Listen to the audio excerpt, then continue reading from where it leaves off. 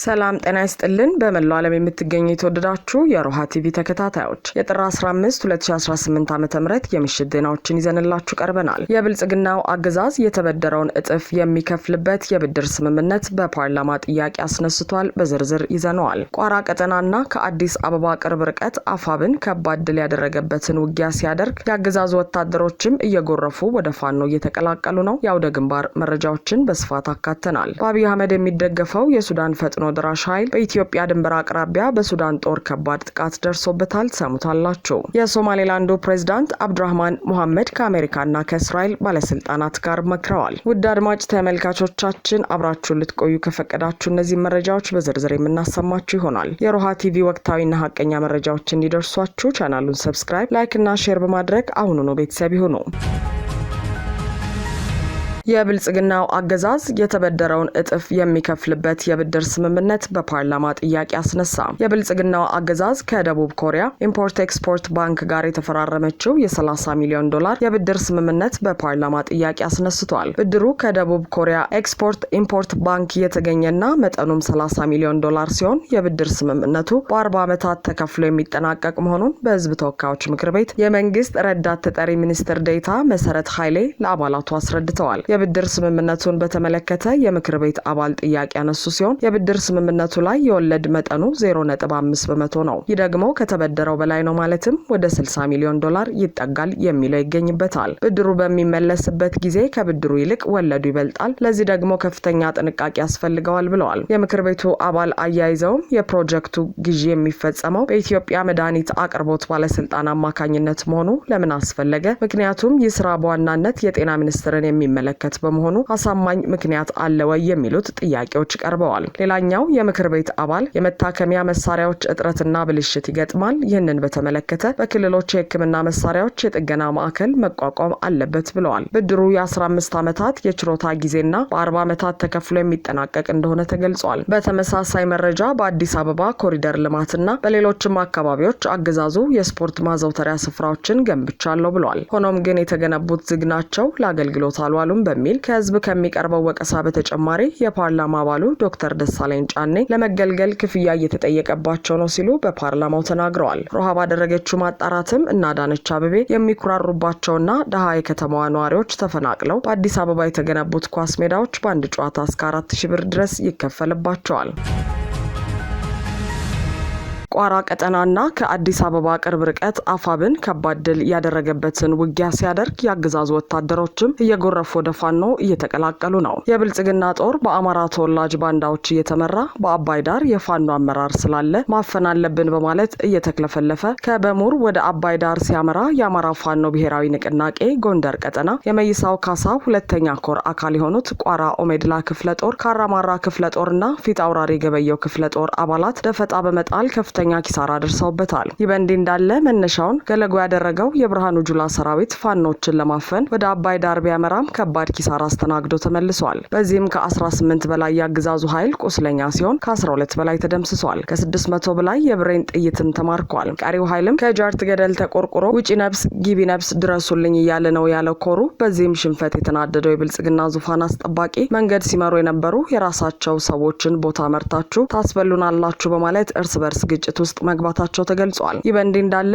አፋብን አሳምነው እዝ በከሰም ግንባር በ3 አቅጣጫ በተደረገ ውጊያ ፋኖ በወሰደው የጸረ መከላከልና የመልሶ ማጥቃት እርምጃ የአገዛዙን ኃይል አይቀጡ ቅጣት በመቅጣት ድል ተቀዳጅቷል። ከአፋብን ምስረታ በኋላ ከአዲስ አበባ በቅርብ ርቀት በሸኖና በአዲስ አበባ መካከል በተካሄደ ውጊያ ፋኖ ድል አስመዝግበዋል። የአገዛዙ ኃይል መነሻውን ከአዲስ አበባ ሸኖ ሳይደርስ ካለችው ከቱለፋ ከተማና ከሀገረ ማርያም አድርገው በከባድ መሳሪያ ሽፋን በመታገዝ ውጊያ ከፍቶ የነበረ ቢሆንም ነገር ግን ከወደ ፋኖ የተወሰደበትን የጸረ ማጥቃት እርምጃን መቋቋም ተስኖት በርካታ ወታደሮቹ ሙጥና ቁስለኛ እንደተደረጉበት መረብ ሚዲያ ከጀነራል አሳምነው እዝ ከሰምኮር ህዝብ ግንኙነት ክፍል ማረጋገጡን ጠቅሶ ዘግቧል። በሌላ በኩል የፋኖ አንድነት ከተበሰረና አፋብን ከተመሰረተ በኋላ በተለየ ሁኔታ የብልጽግና ጦር አባላት ፋኖን በገፍ እየተቀላቀሉ ነው። ይህን ተከትሎም የአገዛዙ ብልጽግና መከላከያ ሰራዊት 203ኛ ኮር ከፍተኛ አመራር ኮሎኔል ገዳሙን አጃቢ ጨምሮ 4 አባላቶች አፋብን ሚኒሊክ እዝ ልዩ ዘመቻን ተቀላቅለዋል። የብልጽግና መከላከያ ሰራዊት 203ኛ ኮር አመራር የሆነው ኮሎኔል ገዳሙ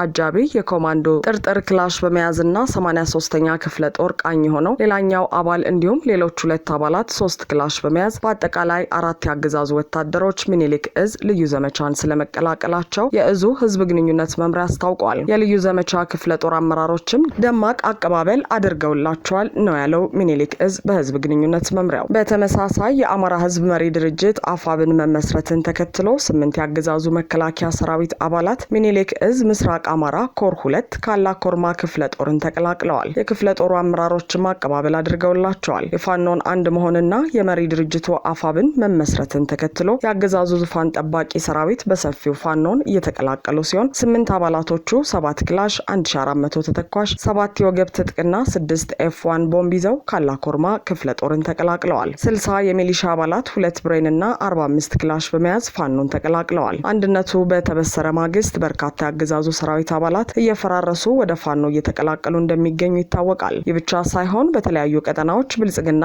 ሲያሳድዳቸው የነበሩ ኃይሎች ታጥቀው ራሳቸውን ካገዛዙ መንግስት ጥቃት ሲከላከሉ የቆዩ በመተከል አውራጃ ዳንጉር ወረዳ በሻለቃ ሲሳይ ገነት ሲመሩ የነበሩ 60 የአገው ተወላጅ ወንድሞች አባላትና መሪው ሻለቃ ሲሳይ ገነት ጥር 14 2018 ዓ.ም 2 ብሬንና ከ45 በላይ ክላሽንኮቭ በመያዝ የአማራ ፋኖ ብሔራዊ ንቅናቄ ቴዎድሮስ እዝ 105ኛ ኮር 66ኛ ክፍለ ጦርን በመቀላቀል አረመኔውን የአብይ አህመድ መንግስት ስርዓት በማውገዝ እስከ መጨረሻው ለማስወገድ ቃል መግባታቸው ታውቋል።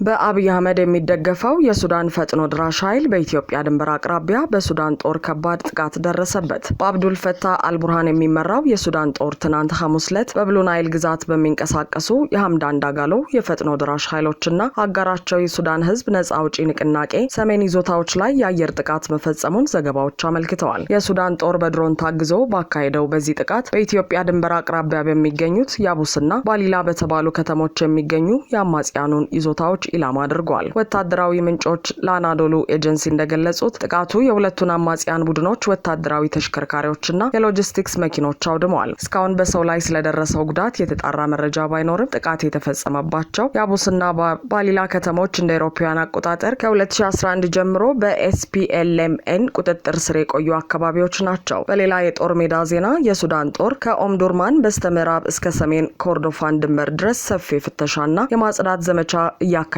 መሆኑን የአይን እማኞች ተናግረዋል። በማህበራዊ ሚዲያ የተለቀቁ ቪዲዮዎች እንደሚያሳዩት የጦሩ አባላት ከ45 ኪሎ ሜትር በላይ በመጓዝ አካባቢውን ከአርኤስኤፍ ታጣቂዎች ነጻ ለማድረግ እየሰሩ ነው። ወታደሮቹ የሰሜን ኮርዶፋንን ግዛት በቅርቡ ሙሉ በሙሉ ለመቆጣጠር ዝግጁ መሆናቸውን ገልጸዋል። ጦርነቱ በፈጠረው ሰብአዊ ቀውስ በዋይት ናይል ግዛት ብቻ ከ1.1 ሚሊዮን በላይ ተፈናቃዮች እንደሚገኙ የሰብአዊ እርዳታ ኮሚሽን አስታውቋል። የክልሉ ኮሚሽነር ላሚያ አህመድ አብዱላህ እንደገለጹት አብዛኛዎቹ ተፈናቃዮች ከማህበረሰቡ ጋር ተቀላቅለው የሚኖሩ ሲሆን ከ8000 በላይ የሚሆኑት ደግሞ በተለያዩ መጠለያ ጣቢያዎች ይገኛሉ። ዋይት ናይል ግዛት በመንግስት ቁጥጥር ስር ያለና ጦርነት ያልተካሄደበት በመሆኑ ከኮርዶፋንና ከዳርፉር የሚሸሹ ዜጎች መሸሸጊያ ሆኗል። በአሁኑ ወቅት ከሱዳን 18 ግዛቶች መካከል 5ቱ የዳርፉር ግዛቶች በአርኤስኤፍ ቁጥጥር ስር ሲሆኑ የሱዳን ጦር ደግሞ ካርቱምን ጨምሮ ቀሪዎቹን 13 ግዛቶች አብዛኛውን ምስራቅ፣ ሰሜንና ማዕከላዊ ክፍሎች እንደተቆጣጠረ ይገኛል። የፈጥኖ ደራሽ ኃይሉ በአብይ አህመድና በኢምራቶቹ ንጉስ ቢን ዛይድ እንደሚደገፍ ይታወቃል። በዚህም ከፍተኛ ጭፍጨፋ፣ ማፈናቀልና ማሳደድን እንደሚፈጽሙ የሚወጡ መረጃዎች ይጠቁማሉ።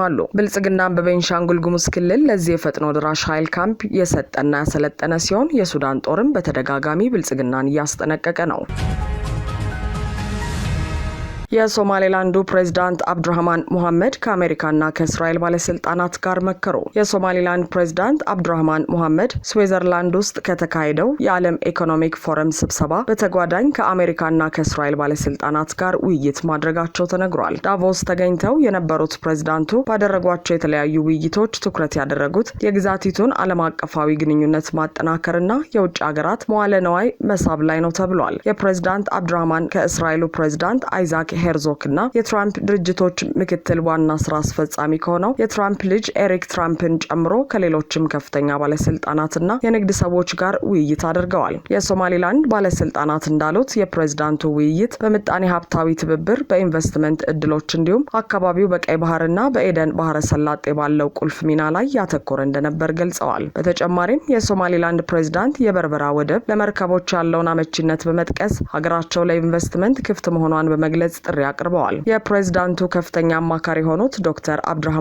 ዱዋሌ ባይሌ ለቢቢሲ ሶማሊኛ እንዳረጋገጡት ከኤሪክ ትራምፕ ጋር በተደረገው ውይይት በሶማሊላንድ ስላለው ኢንቨስትመንት እድሎች ማንሳታቸውንና ኤሪክ ያለውን ፍላጎት መግለጹን ተናግረዋል። የሀገርነት እውቅና ያገኘችው ሶማሊላንድ በዚህ በዳቮሱ ትልቅ ዓለም አቀፍ መድረክ ተገኝታ ፍላጎቷን ስትገልጽ በትራምፕ የህዳሴ ግድብን አደገኛ ጣጣ ውስጥ የሚከት ንግግርና ዛቻ የደረሰባት የብልጽግናዋ ኢትዮጵያ ግን መሪዋ በዚህ መድረክ አልተገኘም።